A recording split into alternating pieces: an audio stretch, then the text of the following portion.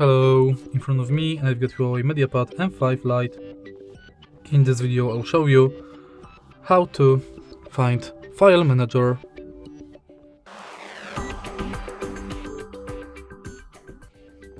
In the beginning, let's go to Apps and search for Files Apps.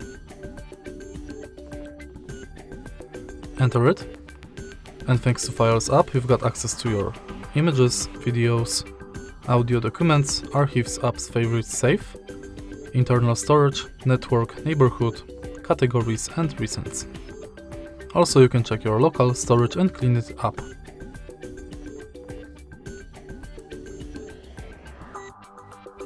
And that's basically it. If you find this video helpful, please leave like, comment and subscribe.